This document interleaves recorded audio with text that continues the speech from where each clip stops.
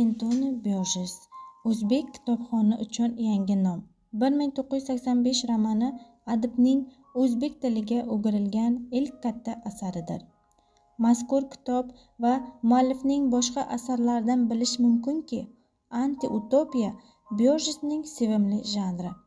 Kollektiv xotira ustidan nazorat o'rnatgan davlat, hur fikrli shaxsning ko'ksidan itargan jamiyat, ziyolilari ko'chada tilanchilik, axlat titish bilan shug'ullanayotgan boshi berk ko'chaga kirib qolgan hukumat.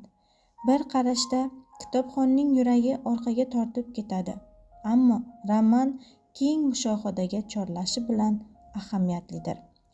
Bosh qahramon Bev Jonsning har qanday jimjimador bo'yoqlar, majburan qo'shilgan ijobiy sifatlardan xoli tarzda bor bo'y basti bilan tasvirlanishi, yozuvchining sovuqqon uslubi, eng muhimi asar taqdim etayotgan yangi g'oya siz aziz kitobxonlarni befarq qoldirmaydi degan umiddamiz.